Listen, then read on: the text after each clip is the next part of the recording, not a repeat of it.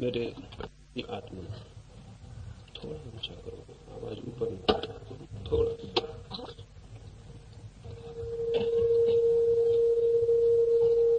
मनुष्य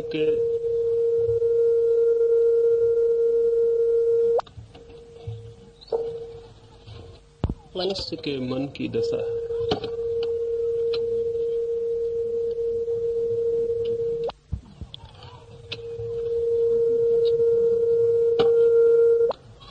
वो बंद है। चालू किए? चालू।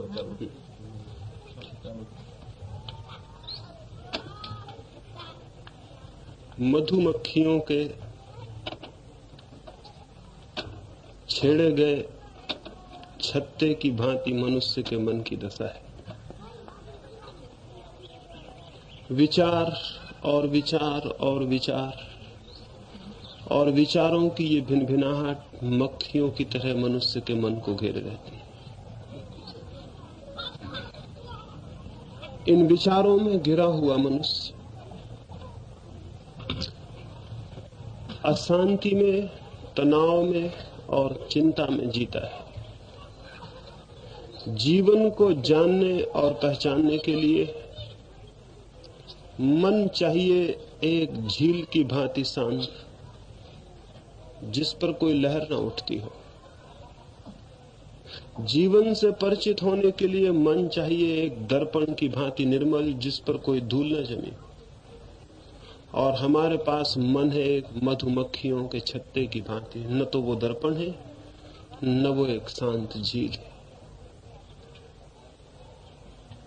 और ऐसे मन को लेकर अगर हम सोचते हो कि हम कुछ जान सकेंगे, हम कुछ पा सकेंगे या हम कुछ हो सकेंगे, तो हम बड़ी भूल में। विचारों की इस अति तीव्र धारा से मुक्त होना अत्यंत आवश्यक है। विचार और विचार और विचार स्वास्थ्य के लक्षण नहीं, रुग्ण चित्त की दशा है। जब किसी का मन परिपूर्ण रूप से शुद्ध और स्वच्छ होता है और स्वस्थ होता है, तो विचार शून्य हो जाते हैं, विवेक शेष रह जाता है और विचार शून्य हो जाते हैं। और जब कोई मन अस्वस्थ और बीमार होता है तो विवेक शून्य हो जाता है और केवल विचारों की भीड़ रह जाती है। हम विचारों की भीड़ में ही जीते हैं। सुबह से सांझ, सांझ से सुबह, जन्म से लेकर मृत्यु तक हम विचारों की एक भीड़ में ही जीते। इस भीड़ से कैसे मुक्त हुआ जाए?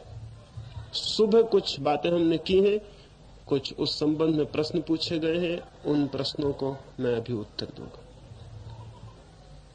पहली बात, विचारों से मुक्त होना दूसरा कदम है। पहला कदम तो यह है कि हम विचारों का संग्रह न करें, क्योंकि एक आदमी एक तरफ विचारों का संग्रह करता चला जाए और दूसरी तरफ विचारों से मुक्त होना चाहे तो कैसे मुक्त हो सके?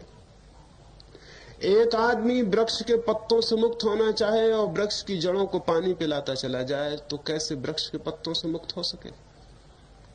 लेकिन जड़ों को पानी पिलाते वक्त हमें यह ख्याल में ही नहीं आता कि जड़ों और पत्तों का कोई संबंध है, कोई गहरा संबंध है। जड़ें अलग मालूम होती हैं, पत्ते अलग मालूम होते हैं, लेकिन पत्ते जड़ों से अलग नहीं है और जड़ों को दिया गया पानी पत्तों को ही मिलता है। तो विचार हम संग्रहित करते हैं और विचार की जड़ों को पानी देते हैं, और फिर जब विचार बहुत मन को बेचैन और अशांत करते हैं तो हम उनको शांत करने का उपाय भी करना चाहते हैं। इसके पहले कि किसी वृक्ष में पत्ते आने बंद हो जाएं, हमें उसकी जड़ों को पानी देना बंद कर देना होगा। हम विचारों की इस भीड़ को पानी देते हैं, वो हमें समझ लेना चाहिए कि हम किस भांति पानी देते हैं, और अगर वो हमें समझ में आ जाए तो हम पानी देना बंद कर देंगे। फिर वृक्ष के कुम्हला जाने में बहुत देर नहीं। किस तरह हम पानी देते हैं? पहली बात, हजारों वर्ष से आदमी के मन में यह भ्रम पैदा किया गया है कि तुम दूसरों के विचारों को संग्रह करके ज्ञान को उपलब्ध हो सकते हो। यह सरासर झूठी और एकदम गलत बात है। कोई मनुष्य किसी दूसरे के विचारों के संग्रह से कभी ज्ञान को उपलब्ध नहीं हो सकता। ज्ञान आता है भीतर से और विचार आते हैं बाहर से। ज्ञान होता है अपना और विचार होते हैं हमेशा पराये, हमेशा बारोड, हमेशा उधार। ज्ञान है निज की स्फुरना, वो जो स्वयं के भीतर छिपा है उसका प्रकट हो जाना, और विचार है दूसरों की जूठन को इकट्ठा कर लेना। चाहे गीता से इकट्ठा कर लें, चाहे कुरान से, चाहे बाइबल से, चाहे धर्म गुरुओं से इकट्ठा कर लें, चाहे शिक्षकों से। जो भी हम दूसरे से इकट्ठा कर लेते हैं वो हमारा ज्ञान नहीं बनता, बल्कि वो हमारे अज्ञान को छिपाने का मार्ग और उपाय बन जाता है। और जिस आदमी का अज्ञान छिप जाता है वो आदमी जीवन में कभी ज्ञान को उपलब्ध नहीं हो सकता। चूंकि हमें यह ख्याल है कि यह हमारा ज्ञान है, इसलिए इसे हम प्राणपण से पकड़े रहते हैं। विचारों को हम पकड़े हुए हैं, हम उन्हें छोड़ने की हिम्मत नहीं जुटा पाते। नीचे से हम उनको संभाले हुए, क्योंकि हमें यह ख्याल है यही हमारा ज्ञान है, अगर ये छूट गए तो हम तो अज्ञानी हो जाएंगे। लेकिन स्मरण रखिए, विचारों को कोई कितना ही पकड़े रहे उससे ज्ञानी नहीं होता। एक आदमी एक कुआं बनाता है, जमीन खोदता है, पत्थर निकालता है, मिट्टी निकालता है, और फिर नीचे झरने फूटते हैं कुएं के, और कुएं में पानी भर जाता है। कुएं में पानी मौजूद था, पानी कहीं से लाना नहीं पड़ा, केवल बीच में कुछ पत्थर और मिट्टी की परतें थी, उनको अलग कर देना पड़ा। कोई अवरोध थे, कोई बाधाएं थी, उनको अलग कर दिया और पानी प्रकट हो गया। कुएं में पानी लाना नहीं पड़ता, पानी आता है, लेकिन जो चीज बीच में रुकावट थी उसको दूर कर देनी होती। ज्ञान भीतर मौजूद है, उसे कहीं से लाना नहीं, उसके झरने भीतर छिपे। केवल बीच की बाधाएं, पत्थर और मिट्टी अलग कर देनी है खोद के, और फिर ज्ञान के झरने प्रकट होने शुरू हो जाएंगे। लेकिन कुआं भी बनता है और हौज भी बनती। हौज के बनने का रास्ता अलग है। हौज बनाने में कहीं झरने नहीं खोजने पड़ते पानी के। हौज बनाने का रास्ता कुएं से बिल्कुल विपरीत है। हौज बनाने के लिए मिट्टी पत्थर खोदने नहीं पड़ते, लाके जोड़ने पड़ते, और मिट्टी पत्थर की दीवार उठानी पड़ती। फिर दीवार भी बन जाती है, लेकिन पानी नहीं आता। फिर किन्हीं दूसरों के कुओं से पानी उधार लाके उस हौज में भर लेना पड़ता। ऊपर से देखने पर हौज कुएं का धोखा देने लगती है। ऐसा लगता है कि कुआं आ गया, हौज में पानी दिखाई पड़ता है, कुएं में भी पानी दिखाई पड़ता है। लेकिन हौज और कुएं के पानी में जमीन आसमान का फर्क है। पहला फर्क तो यह है कि हौज के पास अपना कोई पानी नहीं, और जो पानी अपना नहीं उससे दुनिया में कभी कोई प्यास नहीं बुझती। हौज के पास जो भी है उधार है, और उधार बहुत जल्दी बासा हो जाता है और सड़ जाता है, क्योंकि जो उधार है वो जीवंत नहीं होता, वो मृत होता है। हौज अगर भरी रहेगी तो सड़ जाएगी, बहुत जल्दी बदबू फेंकने लगेगी। लेकिन कुएं के पास अपने जल के स्रोत होते हैं, कुआं सड़ नहीं जाता, और कुएं के पास अपना पानी होता है। इसलिए हौज और कुएं के प्राणों में दो अलग प्रक्रियाएं चलती हैं। हौज चाहती है कि मेरे पानी को कोई छीन ना ले, क्योंकि मेरा पानी गया कि मैं खाली हो जाऊं, और कुआं चाहता है कि कोई मेरे पानी को उलीच ले, कोई मेरे पानी को ले ले, ताकि मुझ में और नया पानी भर जाए, ताजा और ज्यादा जीवन। कुआं पुकारता है कि मेरे पानी को ले लो और बांट लो, और हौज पुकारती है कि दूर रहना, मेरे पानी को मत छूना, मेरे पानी को मत ले लेना। हौज चाहती है किसी के पास पानी हो तो वो भी यहां लाके डाल दो मुझ में, ताकि मेरी संपदा बढ़ जाए। और कुआं चाहता है किसी के पास पात्र हो तो पानी ले जाए, ताकि जो पानी बासा पड़ गया है, बहुत दिन का भरा हुआ हो गया, उससे मैं मुक्त हो जाऊं और नया पानी मुझे उपलब्ध हो जाए। कुआं बांटना चाहता है, हौज संग्रह करना चाहती है। कुएं के पास झरने हैं जो सागर से जुड़े हैं। कुआं है लेकिन गहरे में अनंत से जुड़ा हुआ है। हौज कितनी ही बड़ी दिखाई पड़ती है, उसका संबंध किसी से भी नहीं है, वो अपने में ही समाप्त है और बंद है। उसके पास कोई झरने नहीं है, कोई उसके पास कोई दूर से जोड़ने वाले कोई मार्ग नहीं। इसलिए अगर कोई हौज से जाके कहे कि सागर भी होता है, हौज हंसेगी, कहेगी कहीं सागर होता है, सब हौजें होती, कहीं कोई सागर नहीं होता। क्योंकि हौज को सागर का कोई पता नहीं। लेकिन अगर कोई कुएं से कहे कि कुआं तू बहुत अच्छा है, तो कुआं सोचेगा कि मेरा अपना क्या है, सब सागर का है, मैं हूं कहां, मेरे पास जो भी आता है वो दूर किसी और से जुड़ा है। कुएं का अपना कोई अहंकार नहीं हो सकता कि मैं हूं, हौज का अपना अहंकार होता है कि मैं हूं। और बड़े मजे की बात है, कुआं बहुत बड़ा है और हौज बहुत छोटी। कुएं के पास अपनी संपदा है और हौज के पास अपनी कोई संपदा नहीं। आदमी का मन भी कुआं बन सकता है या हौज बन सकता है, ये दो ही रास्ते हैं आदमी की बुद्धि के बन जाने के। और जिस आदमी की बुद्धि हौज बन जाती है वो आदमी धीरे धीरे पागल हो जाता है। और हम सब की बुद्धि हौज बन गई। हमने कुआं बनाया नहीं, हमने हौज बनाई। हम दुनिया भर से बातों को इकट्ठा कर लेते हैं, किताबों से, शास्त्रों से, उपदेशों से, और उन सबको इकट्ठा कर लेते हैं और सोचते हैं हम ज्ञानी हो गए। हम हौज की गलती में पड़ गए, हौज समझ ली कि हम कुआं हो गए। भ्रम पैदा हो सकता है क्योंकि दोनों में पानी दिखाई पड़ता है। एक पंडित के पास भी ज्ञान दिखाई पड़ता है, एक ज्ञानी के पास भी ज्ञान दिखाई पड़ता है, लेकिन पंडित हौज है और ज्ञानी कुआं है। इन दोनों में फर्क, और ये फर्क इतना गहरा और बुनियादी है जिसका कोई हिसाब नहीं। क्योंकि पंडित का ज्ञान उधार और बासा और सड़ा हुआ ज्ञान है। दुनिया में जितना उपद्रव हुआ है वो पंडित के ज्ञान से हुआ है। हिंदू और मुसलमान के बीच जो झगड़ा है वो किसका झगड़ा है? दो ज्ञानियों का झगड़ा। जैन और हिंदू के बीच जो विरोध है वो दो ज्ञानियों का विरोध है, वो पंडितों का विरोध है, वो उन मस्तिष्कों का विरोध है जो हौज हैं, सड़े हुए हैं, उधार और बासे। सारी दुनिया में इतना उपद्रव हुआ है, हौज बन गए मस्तिष्कों के कारण। नहीं तो आदमी है दुनिया में, न कोई ईसाई है, न कोई हिंदू है, न कोई मुसलमान है, न कोई जैन। लेकिन हौजों के लेबल हैं, क्योंकि जिस हौज ने जिस कुएं से पानी उधार भरा है वो उसी कुएं का लेबल अपने पे चिपकाए हुए है कि मैंने तो गीता से पानी लिया है तो मैं हिंदू हूं, मैंने कुरान से पानी लिया है तो मैं मुसलमान हूं। लेकिन ज्ञानी तो किसी से पानी लेता नहीं, पानी उसके भीतर से आता है, परमात्मा से आता है। इसलिए ना वो हिंदू हो सकता, ना वो मुसलमान हो सकता, ना वो ईसाई हो सकता। ज्ञानी किसी संप्रदाय का नहीं हो सकता। लेकिन पंडित बिना संप्रदाय के होना असंभव है। पंडित जब भी होगा संप्रदाय का ही होगा। हमने अपने मन को एक बासी उधार चीज बना ली है, फिर इसको हम पकड़ते हैं। जैसा मैंने कहा, हौज चिल्लाती मेरे पानी को मत छीन लेना, पानी गया तो मैं खाली और रिक्त और एम्प्टी हो जाऊंगी, मेरे भीतर फिर कुछ भी नहीं बचेगा। मेरी संपदा तो उधार इकट्ठी की हुई है, इसलिए कोई छीन ना ले। और स्मरण रहे, जो संपदा छीनने से कम हो जाती हो वो हमेशा उधार और झूठी होती। जो संपदा छीनने से और बढ़ जाती हो वही संपदा केवल सत्य होती। जो संपत्ति बढ़ जाने से समाप्त हो जाती हो वो संपत्ति ही नहीं, केवल संग्रह है। और जो संपत्ति बंटने से और बढ़ जाती हो वही संपत्ति। संपत्ति का लक्षण ही ये है कि वो बंटने से बढ़नी चाहिए, बंटने से घटती हो तो वो संपत्ति नहीं।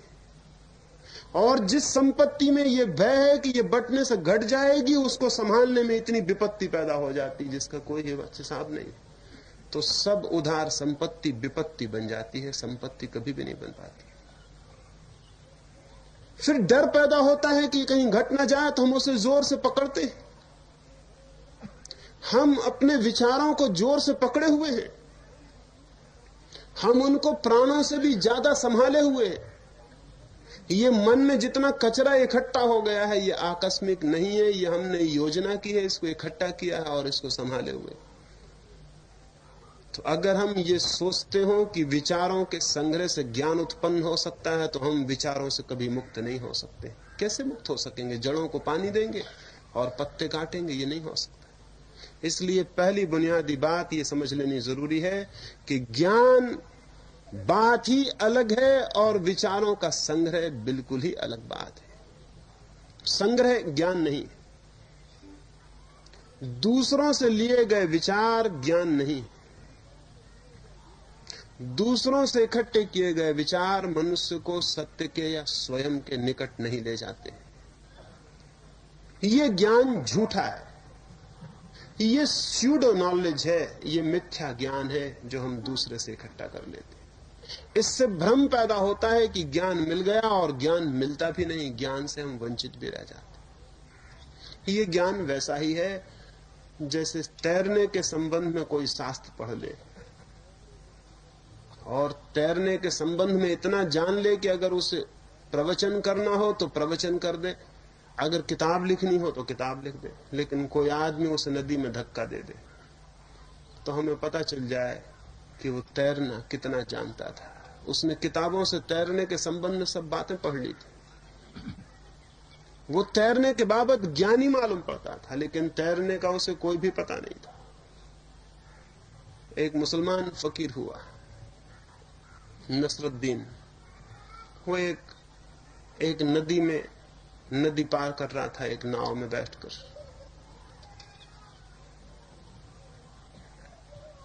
मल्लाह ने उससे रास्ते में कुछ दोनों की बातचीत हुई। नसरुद्दीन बड़ा ज्ञानी आदमी समझा जाता था। ज्ञानियों को हमेशा ये कोशिश रहती है कि किसी को अज्ञानी सिद्ध करने का मौका मिल जाए तो वो छोड़ नहीं सकते। तो उसने मल्लाह, अकेला था, मल्लाह से पूछा कि भाषा जानते हो? उस मल्लाह ने कहा भाषा बस जितना बोलता हूं उतनी जानता हूं, पढ़ना लिखना मुझे कुछ पता नहीं। नसरुद्दीन ने कहा तेरा 4 आना जीवन बेकार हो गया, क्योंकि जो पढ़ने नहीं जानता उसकी जिंदगी में क्या उसे ज्ञान मिल सकता है? बिना पढ़े पागल कहीं ज्ञान मिला है? लेकिन मल्लाह चुपचाप हंसने लगा। फिर आगे थोड़े चले और नसरुद्दीन ने पूछा कि तुझे गणित आता है? उस मल्लाह ने कहा नहीं, गणित तो मुझे बिल्कुल नहीं आता, ऐसे 2 4 जोड़ लेता हूं, ये बात दूसरी। नसरुद्दीन ने कहा तेरा 4 आना जीवन और बेकार चला गया, क्योंकि जिसे गणित ही नहीं आता, जिसे जोड़ नहीं आता नहीं है, वो जिंदगी में क्या जोड़ सकेगा, क्या जोड़ पाएगा? अरे जोड़ना तो जानना चाहिए, तो कुछ जोड़ भी सकता था, तो जोड़ेगा क्या? तेरा 8 आना जीवन बेकार हो गया। फिर जोर का तूफान आया और आंधी आई और नाव उलटने के करीब हो गई। उस मल्लाह ने पूछा आपको तैरना आता है? नसरुद्दीन ने कहा मुझे तैरना नहीं आता। उसने कहा आपकी 16 आना जिंदगी बेकार जाती है। मैं तो चला, न मुझे गणित आता है और न मुझे भाषा आती, लेकिन मुझे तैरना आता है, तो मैं तो जाता हूं और आपकी 16 आना जिंदगी बेकार हो जाती है। जिंदगी में कुछ जीवंत सत्य हैं जो स्वयं ही जाने जाते हैं, जो किताबों से नहीं जाने जा सकते, जो शास्त्रों से नहीं जाने जा सकते।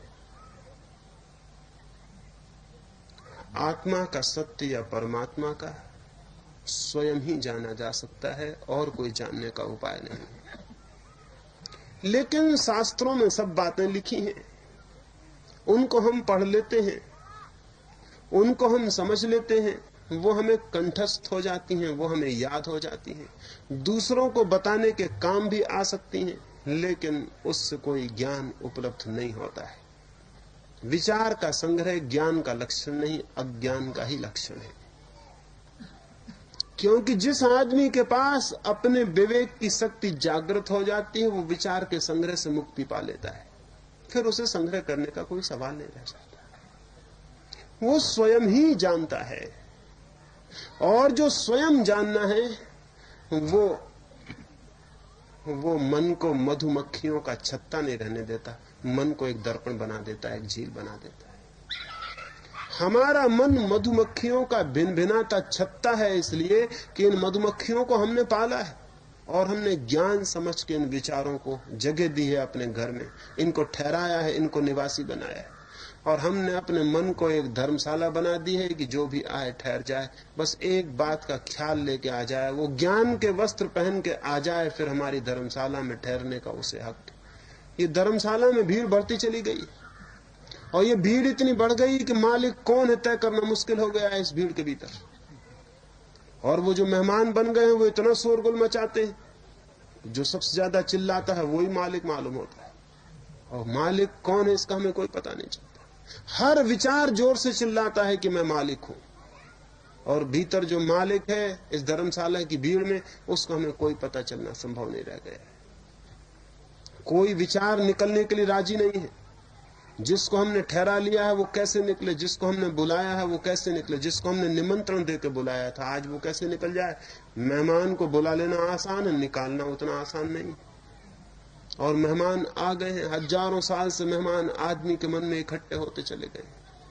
आज इनको विदा करने का अगर मैं आपसे कहूं तो ये एकदम से विदा नहीं हो सकते, लेकिन अगर बुनियाद हम समझ लें तो ये विदा हो सकते।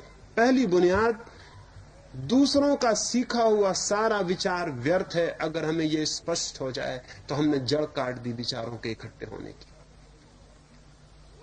फिर हमने जड़ काट दी, फिर हमने जड़ में पानी देना बंद कर दिया, क्योंकि ये भ्रम की ये ज्ञान है, इसीलिए हम पोसते हैं। एक सन्यासी, एक वृद्ध सन्यासी अपने एक युवा भिक्षु के साथ एक जंगल पार कर रहा था। रात उतर आई, अंधेरा गिरने लगा, तो उस बूढ़े सन्यासी ने युवा सन्यासी को पूछा कि बेटे, रास्ते में कोई डर तो नहीं है, कोई भय तो नहीं है? रास्ता बड़ा जंगल का बीहड़, अंधेरी रात उतर रही, कोई भय तो नहीं है? युवा सन्यासी बहुत हैरान हुआ, क्योंकि सन्यासी को और भय का सवाल ही नहीं उठना चाहिए। सन्यासी को भय का कहां सवाल है? चाहे रात अंधेरी हो और चाहे उजाली हो, और चाहे जंगल हो और चाहे बाजार हो, सन्यासी को भय उठे, यही आश्चर्य की बात है। और इस बूढ़े को आज तक कभी भी नहीं उठा था। आज क्या गड़बड़ हो गई? इसे भय क्यों उठता है? कुछ ना कुछ मामला गड़बड़ है। फिर और थोड़े आगे बढ़े, रात और गहरी होने लगी। उस बूढ़े ने फिर पूछा कि कोई भय तो नहीं है, हम जल्दी दूसरे गांव तो पहुंच जाएंगे, रास्ता कितना फासला है? फिर वे एक कुएं पर हाथ मुंह धोने को रुके। उस बूढ़े ने अपने कंधे पर डाली हुई झोली उस युवक को दी और कहा, संभाल के रखना। उस युवक को ख्याल हुआ कि झोली में कुछ न कुछ होना चाहिए, अन्यथा न भय का कारण है और न संभाल के रखने का कारण है। सन्यासी भी कोई चीज संभाल के रखे तो गड़बड़ हो गई, फिर सन्यासी होने का कोई मतलब ही ना रहा। संभाल के जो रखता है वही तो ग्रस्त है, सब संभाल संभाल के रखता है इसलिए ग्रस्त है। सन्यासी को क्या संभाल के रखने की बात है? बूढ़ा हाथ मुंह धोने लगा, उस युवक ने उस झोली में हाथ डाला, देखा सोने की एक ईंट झोली में है। वो समझ गया कि भय किस बात में। उसने ईंट उठा के जंगल में फेंक दी और एक पत्थर का टुकड़ा उतने ही वजन का झोली के भीतर रख दिया। बूढ़ा जल्दी से हाथ मुंह धो के आया, उसने जल्दी से झोली ली, टटोला, वजन देखा, झोली कंधे पर रखी और चल पड़ा। फिर कहने लगा थोड़ी दूर चल के कि रात बड़ी हुई जाती, रास्ता हम भटक तो नहीं गए, कोई भय तो नहीं है? उस युवक ने कहा, अब आप निर्भय हो जाइए, भय को मैं पीछे फेंक आया। वो तो घबरा गया, उसने जल्दी से झोली में हाथ डाला, देखा वहां तो एक पत्थर का टुकड़ा रखा हुआ था। एक क्षण को तो वो ठगा सा खड़ा रह गया, फिर हंसने लगा और उसने कहा, मैं भी खूब पागल था, इतनी देर पत्थर के टुकड़े को लिए था, तब भी मैं भयभीत हो रहा था, क्योंकि मुझे ख्याल था कि सोने की ईंट भीतर था। पत्थर का वजन, लेकिन ख्याल था कि सोने की ईंट भीतर है, तो उसे संभाले हुए था। फिर जब पता चल गया कि पत्थर है, उठा के उसने पत्थर फेंक दिया, झोली एक तरफ रख दी और युवक से कहा, अब रात यहीं सो जाएं, अब कहां परेशान होंगे, कहां रास्ता खोजेंगे। फिर रात वो वहीं सो गए। तो जिस विचार को आप सोने की ईंट समझे हुए हैं, अगर वो सोने की ईंट दिखाई पड़ता है तो आप उसको संभाले रहेंगे, उससे आप मुक्त नहीं हो सकते। लेकिन मैं आपसे कहना चाहता हूं, वो सोने की ईंट नहीं, वहां बिल्कुल पत्थर का वजन है। जिसको आप ज्ञान समझे हैं वो जरा भी ज्ञान नहीं है, वो सोना नहीं है, वो बिल्कुल पत्थर है। दूसरों से मिला हुआ ज्ञान बिल्कुल पत्थर है, खुद से आया हुआ ज्ञान ही सोना होता है। जिस दिन आपको ये दिखाई पड़ जाएगा, झोले में ईंट संभाले हुए हैं, पत्थर संभाले हुए, उसी दिन मामला खत्म हो गया। उस ईंट को उठा के फेंकने में कठिनाई नहीं रह जाएगी। कचरे को फेंकने में कठिनाई नहीं रह जाती, सोने को फेंकने में कठिनाई होती है। तो जब तक आपको लग रहा है कि ये विचार ज्ञान है, तब तक आप इसे नहीं फेंक सकते। ये मन आपका एक उपद्रव का स्थल बना ही रहेगा। आप लाख उपाय करेंगे, कोई उपाय काम नहीं करेगा, क्योंकि आप बहुत गहरे में चाहते हैं कि ये बना रहे, क्योंकि आप समझते हैं ये ज्ञान। जीवन में सबसे बड़ी कठिनाइयां इस बात से पैदा होती हैं कि जो चीज जो नहीं है उसको हम वो समझ लें, तो सारी कठिनाइयां पैदा होनी शुरू हो जाए। पत्थर को कोई सोना समझ ले तो मुश्किल शुरू हो गई। पत्थर को कोई पत्थर समझ ले, मामला खत्म हो गया। तो हमारे विचार की संपदा वास्तविक संपदा नहीं है, इस बात को समझ लेना जरूरी है। इसे कैसे समझें? क्या मेरे कहने से आप समझ लेंगे?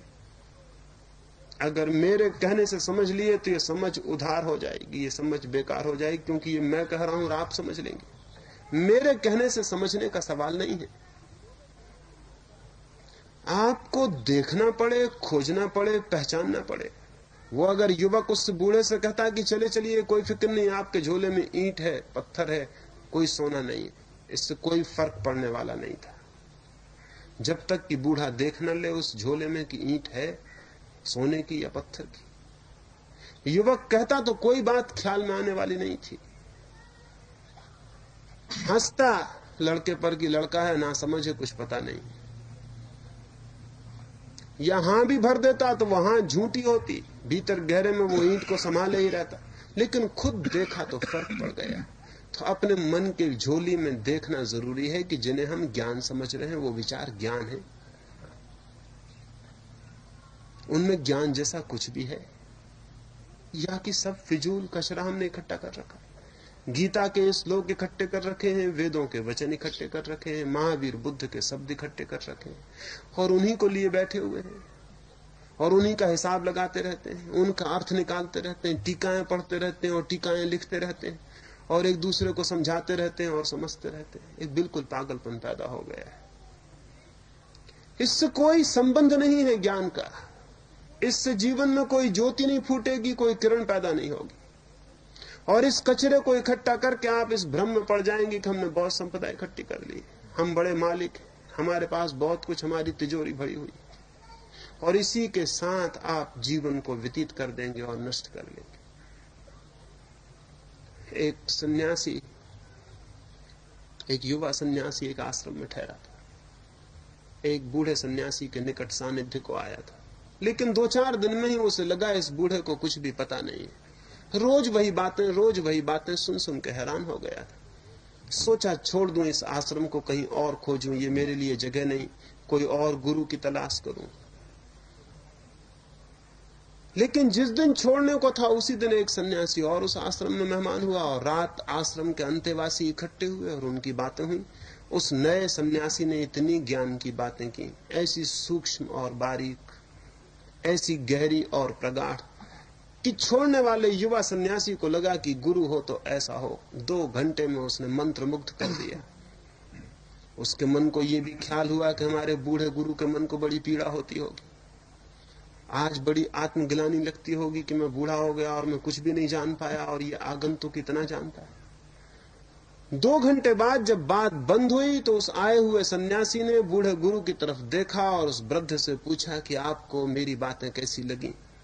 उस बूढ़े ने कहा, मेरी बातें तुम करते थे, लेकिन तुम्हारी उसमें कोई भी बात नहीं थी, और मैं तो बहुत गौर से सुनता था कि तुम कुछ बोलो, लेकिन तुम कुछ बोलते ही नहीं हो। उस युवक ने कहा, 2 घंटे मैं नहीं तो और कौन बोलता था। उस बूढ़े ने कहा, अगर मुझसे पूछते हो सच्चाई और ईमानदारी की बात, तो तुम्हारे भीतर से किताबें बोलती थीं, शास्त्र बोलते थे, लेकिन तुम जरा भी नहीं बोलते थे। तुमने एक शब्द भी नहीं बोला। जो तुमने इकट्ठा कर लिया है उसी का वमन करते थे, उसी को तुम उल्टी करते थे, उसी को तुम बाहर निकालते थे। और तुम्हारे वमन और उल्टी से मैं बहुत घबरा गया कि तुम बड़े बीमार आदमी हो। तुम 2 घंटे तक उलटते ही रहे जो तुम्हारे पेट में इकट्ठा था, और सारा कमरा तुमने गंदगी और बदबू से भर दिया। मुझे तो ज्ञान की सुगंध जरा भी नहीं आई, क्योंकि बाहर से जो भीतर ले जाया जाए और फिर बाहर फेंक दिया जाए, उसमें वमन की दुर्गंध हो जानी बिल्कुल ही निश्चित है। तुम तो कुछ भी नहीं बोले, एक शब्द भी तुम्हारा अपना नहीं था। वो जो युवा सन्यासी छोड़ना चाहता था आश्रम, उसी आश्रम में रुक गया। आज उसे पहली दफा पता चला कि जानने और जानने में बहुत फर्क है। एक जानना वो है जो हम बाहर से इकट्ठा कर लेते हैं, एक जानना वो है जिसका भीतर से जन्म होता है। बाहर से जो इकट्ठा कर लेते हैं वो हमारा बंधन हो जाता है, वो हमें मुक्त नहीं करता, और भीतर से जो आता है वो हमें मुक्त करता है। तो पहली बात भीतर खोज कर लेने की है कि मैं जो जानता हूं वो मैं जानता हूं। ये अपने जानने के एक एक विचार और एक एक शब्द से पूछ लेना जरूरी है, ये मैं जानता हूं। और अगर उत्तर आए कि ये मैं नहीं जानता हूं, तो आपकी जिंदगी में सोने की ईंट धीरे धीरे पत्थर की ईंट हो जाएगी। और उत्तर आएगा कि आप नहीं जानते हैं, क्योंकि दुनिया में सबको धोखा देना संभव है, अपने को धोखा देना संभव नहीं। कोई आदमी खुद को धोखा नहीं दे सकता। जो आप नहीं जानते वो आप नहीं जानते। अगर मैं आपसे पूछूं आप ईश्वर को जानते, और अगर आप सिर हिलाएं कि हाँ मैं जानता हूं, तो आप बेईमान हैं। अपने से पूछें भीतर कि मैं ईश्वर को जानता हूं, या कि मैंने सुनी सुनाई बातें मान ली हैं कि ईश्वर है।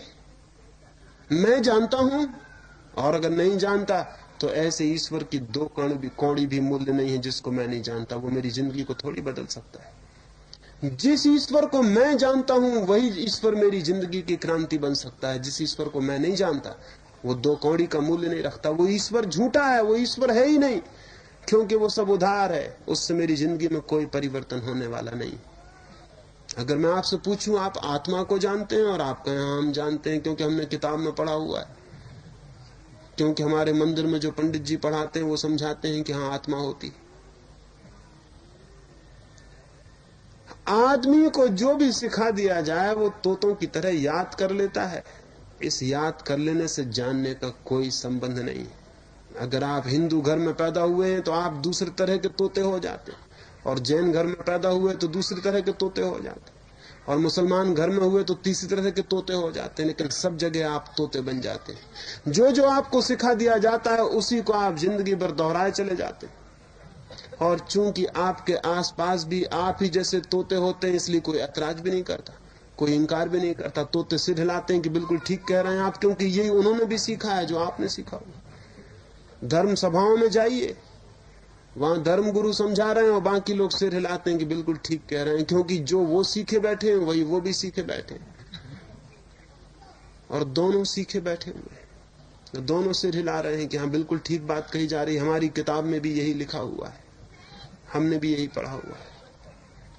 सारी मनुष्य जाति को ज्ञान का धोखा दिया गया है।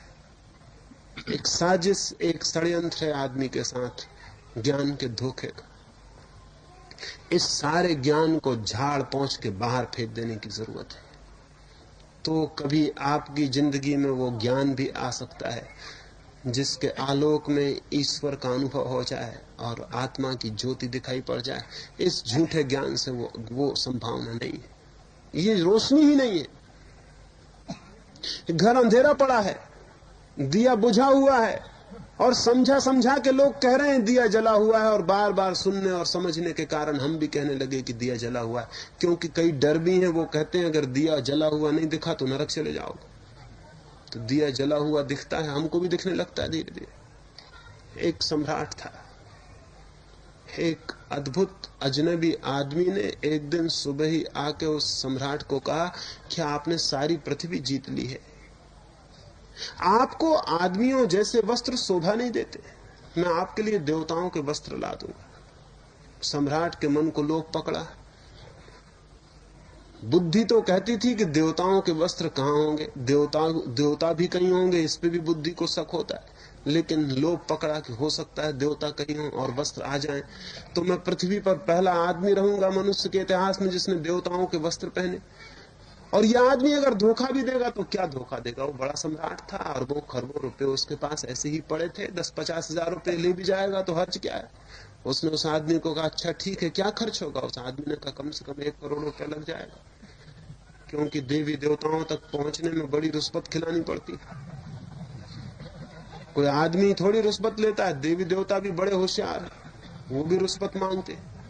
और आदमी थोड़े बहुत पैसे से राजी हो जाता, गरीब आदमी है। देवी देवता छोटे पैसे से राजी नहीं होते, भारी ढेर हो तभी उनके नजर में पड़ता, नहीं तो नजर में नहीं पड़ता। तो बड़ी मुश्किल है, लेकिन 1 करोड़ कम से कम खर्च होगा। राजा ने कहा अच्छा कोई हर्ज नहीं, लेकिन ध्यान रहे धोखा दोगे तो जिंदगी से हाथ धो बैठोगे, और तुम्हारे मकान पर आज से तलवारों का पहरा रहेगा। 1 करोड़ रुपया उस आदमी को दे दिया गया और उसके मकान पर पहरा बिठा दिया गया। सारी बस्ती में लोग चकित थे और हैरान थे और विश्वास नहीं आता था, कहां देवी कहां देवता, कहां देवताओं का स्वर्ग। और यह आदमी न कहीं जाता दिखता था न कहीं आता दिखता था, मकान के भीतर था। उसने कहा 6 महीने के भीतर मैं वस्त्र ले आऊंगा।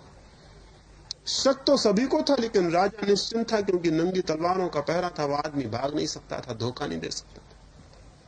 लेकिन वह आदमी राजा से बहुत ज्यादा समझदार था।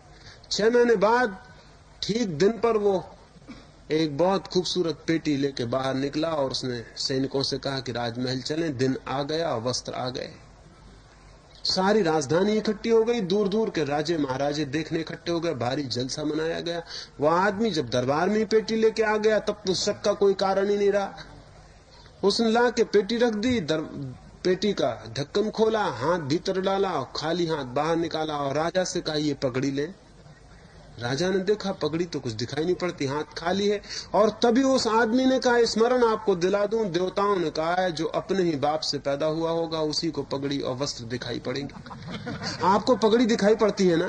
राजा ने कहा बिल्कुल दिखाई पड़ती। वो पगड़ी वहां थी नहीं, हाथ खाली था। और सारे दरबारी ताली बजाने लगे, उनको भी पगड़ी नहीं दिखाई पड़ती थी, लेकिन वो सभी कहने लगे आगे बढ़ के ऐसी सुंदर पगड़ी तो हमने कभी देखी नहीं। पगड़ी बहुत सुंदर है, बड़ी अद्भुत है, आदमी ने कभी देखी नहीं ये पगड़ी तो। अब जब सभी दरबारी कहने लगे कि पगड़ी बहुत सुंदर है, राजा मुश्किल में पड़ गया। उस आदमी ने कहा अच्छा अपनी पगड़ी निकालिए और ये पगड़ी पहन लीजिए। वो पगड़ी उसने अलग कर दी और वो झूठी पगड़ी जो थी ही नहीं वो राजा ने पहन ली।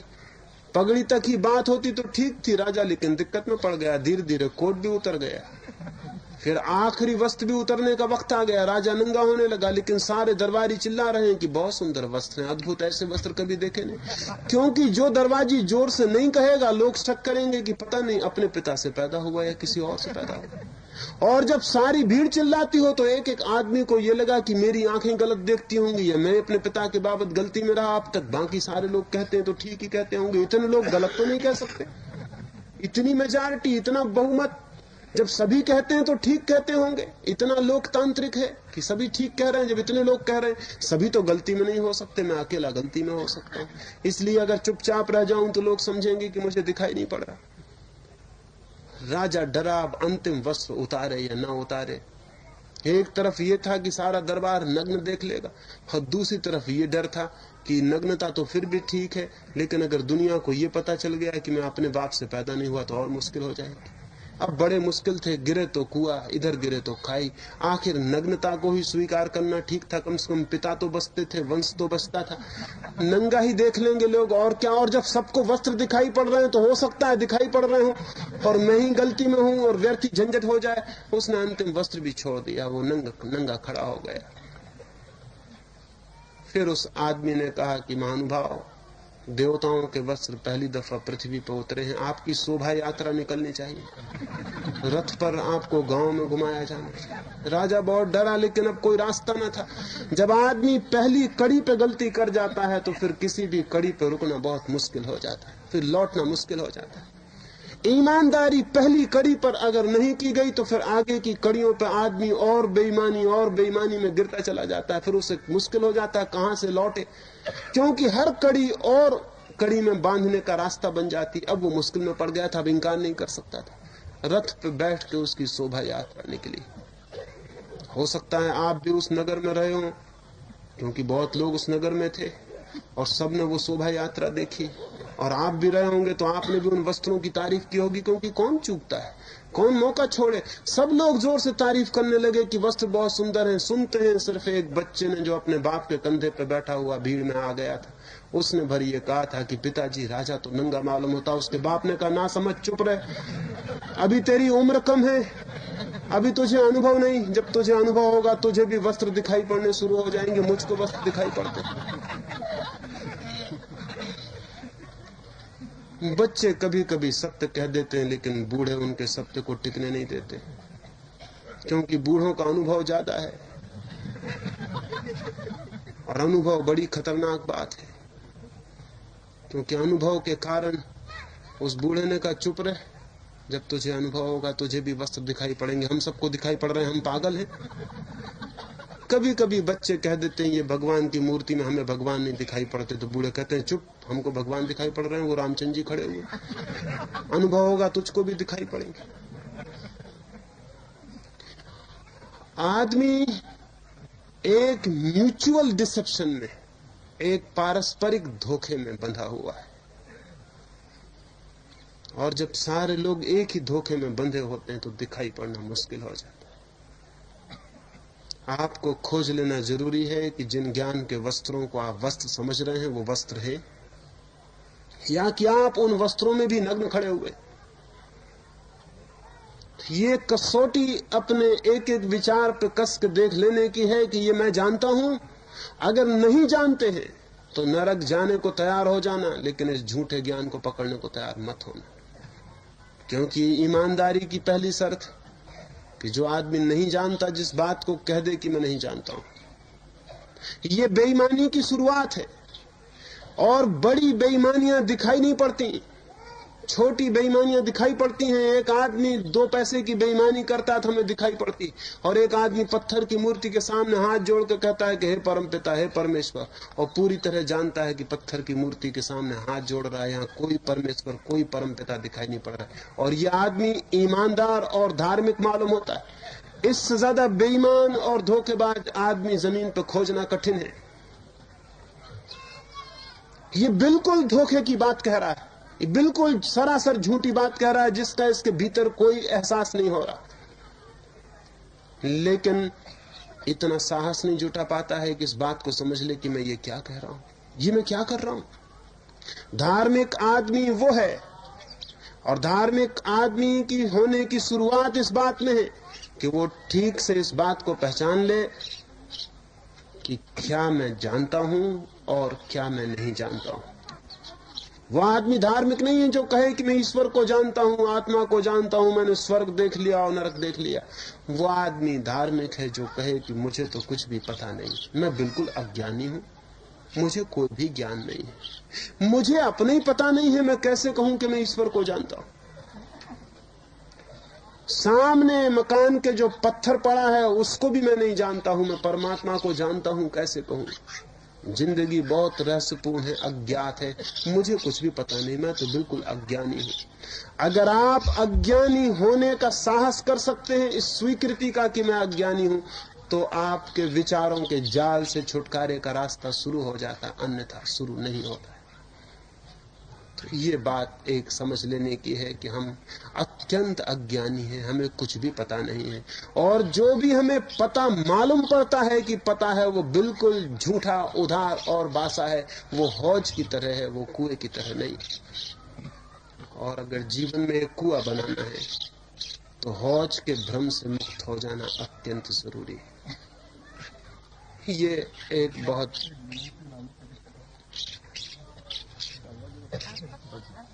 आप लिख के दे देंगे तो रात बात कर लेंगे, क्योंकि अच्छी बात है, कर लीजिए आप, लेकिन और किसी को ख्याल पैदा हो गया तो फिर मुश्किल हो जाएगी। आप कहिए। अच्छी बात।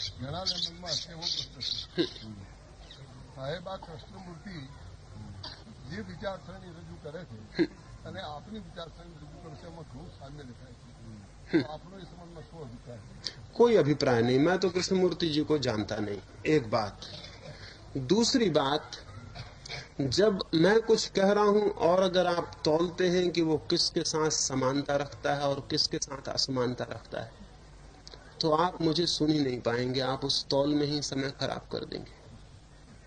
और ये बिल्कुल असंभव है कि 2 आदमियों की बात समान हो, क्योंकि 2 आदमी समान नहीं, 2 पत्ते समान नहीं, 2 पत्थर समान नहीं। कुछ शब्दों का समानता हो सकती है, कुछ ऊपरी समानता हो सकती है किसी बात में, लेकिन जगत में एक एक आदमी इतना भिन्न और पृथक है कि ठीक ठीक समान कुछ भी नहीं हो सकता है। लेकिन उसे अगर तौलने बैठे कि किस चीज से मेरी बात समान है, गीता से मिलती है, कृष्ण जी से मिलती है, कि रामकृष्ण से मिलती है, कि महावीर से मिलती है, तो आप मेरी बात नहीं सुन पाएंगे, क्योंकि बीच में ये रामकृष्ण और कृष्णमूर्ति और महावीर बीच में इतना उपद्रव खड़ा कर देंगे कि मेरी बात आप तक नहीं पहुंच पाएगी, सीधी मेरा आपसे कोई संबंध नहीं पैदा हो पाएगा। तो मुझे पता नहीं, लेकिन इतनी प्रार्थना है कि उसे तौलने की और समानता बिठाने की या असमानता देखने की कोई जरूरत ही नहीं। वो बात ही फिजूल है, उसका कोई प्रयोजन ही नहीं, उससे कुछ हित भी नहीं होता। लेकिन हमारे जीवन में कुछ सामान्य आदतें बन गई हैं, उनमें एक तुलना की आदत है। हम बिना तौले आंक ही नहीं सकते। कोई भी बात हमें आंकनी है तो हम कंपेयर किए बिना, तौले बिना नहीं सोच सकते कि ये बात कैसी हो सकती है। और जब भी हम तुलना करते हैं तभी भूल शुरू हो जाती है। अगर हम एक चमेली के फूल को गुलाब के फूल से तौलें तो भूल शुरू हो जाती है। चमेली का फूल है और गुलाब का फूल गुलाब का फूल है, और घास का फूल घास का फूल है। न तो घास के फूल से गुलाब का फूल आगे है न पीछे है। घास का फूल अपनी निजता में जीता है, गुलाब का फूल अपनी निजता में जीता है। न कोई छोटा है न कोई बड़ा है, न कोई समान है न कोई असमान है। प्रत्येक अपने ही जैसा है और कोई किसी जैसा नहीं। अगर चीजों की ये इंडिविजुअलिटी, उनका व्यक्तित्व, उनका अनूठापन हमें दिखाई पड़ना शुरू हो जाए तो हम तौलना बंद कर देंगे। लेकिन हमारी तौलने की आदत है। एक छोटे से बच्चों को भी हम तौलते हैं, हम कहते हैं देख वो दूसरा बच्चा तुझसे आगे निकल गया, तू पीछे रह गया।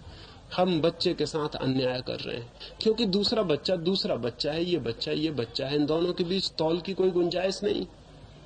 ये दोनों बिल्कुल भिन्न है अपने होने में, ये अपनी निजता में, अपनी ऑथेंटिसिटी में बिल्कुल अलग है, इनका कोई संबंध नहीं। लेकिन हमारी तौल की आदत है, हमारी शिक्षा भी तौलना सिखाती है, हमारे विचार भी तौलना सिखाते हैं। बिना कंपेयर किए हम हिसाब ही नहीं लगा पाते, और इसका परिणाम यह होता है कि हम सीधे किसी व्यक्ति को नहीं समझ पाते, न सीधे किसी विचार को समझ पाते। बीच में और बहुत सी बातें खड़ी हो जाती। तो मैं तो इतनी प्रार्थना करूंगा, मुझे तो पता नहीं कितनी समानता हो सकती है, कितनी असमानता हो सकती, मैंने तौला नहीं। और आपसे प्रार्थना करूंगा आप भी मत तौले, और मुझे और उनको ही नहीं, किसी को भी कभी किसी से मत तौले।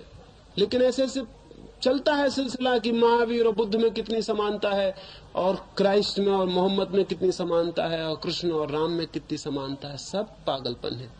कोई समानता असमानता का सवाल नहीं, क्योंकि प्रत्येक बस अपने ही जैसा है, दूसरे से उसका कोई वास्ते नहीं, दूसरे से उसका कोई संबंध ही नहीं। असमानता भी कहना फिजूल है, क्योंकि जब समानता ही नहीं है तो असमानता कहने का भी कोई कारण नहीं। प्रत्येक अपने जैसा अलग ही है, और इस जगत में दो व्यक्ति पुनरुक्त नहीं होते, दो घटनाएं पुनरुक्त नहीं होती, दो अनुभव पुनरुक्त नहीं होते। रिपीटिशन जैसी चीज होती ही नहीं जीवन में। जीवन बिल्कुल ही सतत अनूठेपन को पैदा किए चला जाता है। तो इसलिए तौलने की कोई जरूरत नहीं है, ना हिसाब लगाने की जरूरत है। कृष्ण जी को सुनते हो तो उन्हें सीधा समझने की जरूरत है, मुझे सुनते हो तो मुझे सीधा सुनने की जरूरत है, अपने पड़ोसी को सुनते हो तो उसे सीधा सुनने की जरूरत है, अपनी पत्नी की बात सुनते हो तो उसे भी सीधा सुनने की जरूरत है। दो के बीच में तीसरा खड़ा हुआ कि कठिनाई और दीवार होनी शुरू हो जाती है। दो के बीच तीसरे की कोई भी जरूरत नहीं है। सीधा, इमीडिएट, सीधा हमारा संपर्क और संबंध होना चाहिए। अगर मैं एक गुलाब के फूल के पास खड़ा हूं और मुझे वो फूल ख्याल आ जाएं जो मैंने कल देखे थे, और सोचने लगूं कितनी समानता है इस फूल में और उन फूलों में, तो इस फूल को देखना बंद हो जाएगा। एक बात तय है, क्योंकि वो फूल जो बीच में आ जाएंगे उनकी छाया इस फूल को नहीं देखने देगी। अगर इस फूल को देखना है जो मेरे सामने है, तो वो सारे फूल भूल जाने जरूरी हैं जो मैंने कभी देखे हो। उनको बीच में लाना इस फूल के साथ अन्याय हो जाए। और इस फूल की याद भी साथ ले जाने की जरूरत नहीं कि कल कहीं किसी दूसरे फूल को देखते वक्त ये फिर बीच में आ जाए। तो न कृष्ण जी को यहाँ लाइए, मुझे सुनने से कहीं इस ख्याल में मत पड़ जाइए कि कल किसी और को सुनते हो तो मुझे बीच में खड़ा कर ले, तो फिर उस आदमी के साथ अन्याय होना शुरू हो जाए। जिंदगी को सीधा देखिए, किसी को बीच में लेने की कोई भी जरूरत नहीं है। न कोई समान है न कोई असमान है, प्रत्येक बस अपने जैसा है, और प्रत्येक अपने जैसा हो यही मेरी कामना है। प्रत्येक अपने जैसा होना चाहिए, यही मुझे जीवन का बुनियादी सूत्र दिखाई पड़ता है। लेकिन अब तक हम इसके लिए राजी नहीं हो सके। अब तक मनुष्य जाति इस बात के लिए राजी नहीं हो सकी कि प्रत्येक व्यक्ति को उसके जैसा वो है उसको स्वीकार कर ले। हम कोशिश करते हैं वो किसी और जैसा हो जाए, महावीर जैसा हो जाए, बुद्ध जैसा हो जाए, गांधी जैसा हो जाए। ये एक एक आदमी के व्यक्तित्व का सीधा अपमान है। जब हम किसी से कहते हैं तुम गांधी जैसे हो जाओ, तो हमने इतना भारी अपमान किया उस व्यक्ति का जिसका कोई हिसाब नहीं। क्योंकि वो अगर गांधी होने को पैदा हुआ था तो गांधी हो चुके हैं, इसकी क्या जरूरत है। इस आदमी को ये कहना कि तुम गांधी जैसे हो जाओ, ये कहना है कि तुम्हें तुम्हारे जैसा होने का कोई हक नहीं। तुम्हें किसी और की कॉपी होने का, किसी का अनुकरण होने का ही हक है। तुम केवल कार्बन कॉपी हो सकते हो, तुम मूल प्रति नहीं हो सकते। इस आदमी का अपमान है। तो मैं तो नहीं कहता कि कोई किसी जैसा हो जाए, मैं तो यही कहता हूं हर एक अपने जैसा हो जाए तो ये दुनिया एक अद्भुत सुंदर दुनिया बन सकती है। अभी तक हमने यही कोशिश की, कोई किसी जैसा हो जाए, कोई किसी जैसा हो जाए, और इसीलिए हम तुलना करते हैं, इसलिए हम विचार करते हैं, इसलिए हम खोजते हैं। कोई भी आवश्यकता नहीं, अत्यंत अनावश्यक है वैसा सोचना।